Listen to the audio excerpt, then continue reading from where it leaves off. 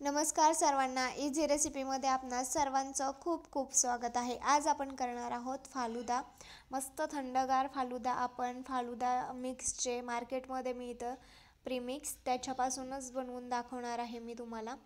तर इकडे दूध घेतलेले, त्यासाठी अर्धा लिटर दूध घेतलेले आणि त्यामध्येच आपण टाकणार आहोत फालुदा प्रीमिक्स, म्हणजेच हे मिक्स मिळतं केलेलं।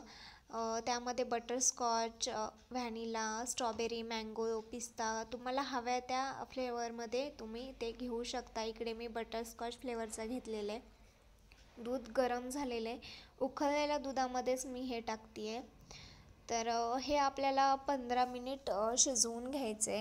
त्यामुळे काय होतं, ते थोडंसं आटलं जातं दूध आणि शेवया वगैरे असतात फालुद्यामध्ये, ते देखील शिजल्या जातात आणि दाटसरपणा येतो। त्यासाठी 15 मिनिट मी इकडे कमी गॅसवरती हे शिजवून घेणार आहे। तर तुम्ही बघत आहात, कलर देखील सुंदर आलेला आहे आणि इकडे 15 मिनिटानंतर थोडंसं दाटसर झालेलं आहे। आता मी असंच गॅस बंद करून ते थंड करून घेणार आहे। एक अर्धा तास ते थंड झाल्यानंतर आपण फ्रीजमध्ये ठेवायचे आणि फ्रीजमध्ये 1.5 ते 2 तास थंड करून घ्यायचं। त्याच्यामुळे ते अजूनच दाटसर होईल आणि खायला देखील खूप छान लागेल। इकडे मी फ्रीजमध्ये ठेवलेलं, तर 2 तासानंतर तुम्ही बघत आहात की मस्त दाटसर झालेलं आहे। आणि आता आपण फालुद्यासाठी ग्लास बघूयात। तर सर्व करताना पहिल्यांदा इकडे फालुदा टाकायचे। असाच खाल्ला तरी तो चांगला लागतोच पण थोडंसं गार्निशिंगसाठी आपण इकडे फालुदा, त्यामध्ये टुटी फ्रुटी, ड्रायफ्रूट्स टाकायचे तुमच्या आवडीप्रमाणे, पिस्ता, काजू, बदाम त्याचे असे काप करून मी टाकलेले आहेत। त्याच्यामध्येच आईस्क्रीम टाकणार आहे।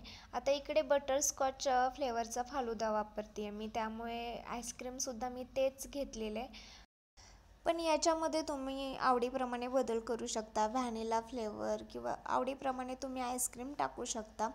वरून परत फालुदा टाकायचा आहे आणि त्याच्यावरती मी परत आईस्क्रीम घालते आहे। तर आईस्क्रीम काढण्यासाठी मी इथं चमच्याचाच वापर करते, पण तुमच्याकडं जर आईस्क्रीम स्कूपर असेल, स्कूप ज्याने राऊंड शेपमध्ये आईस्क्रीम काढता येतं असं असेल, तर ते तुम्ही वापरू शकता। वरून मी ड्रायफ्रूट्स, टुटी फ्रुटी टाकली आहे, एक अशी चेरी गार्निशिंगसाठी ठेवते आहे आणि मस्त इकडे आपला हा फालुदा तयार होतो। प्रीमिक्सपासून केलेला आहे, पण A1 लागतो। तुम्ही एकदा बघा ट्राय करून, सोपा आहे बनवायला। आवडली असेल रेसिपी तर लाईक करायला विसरू नका।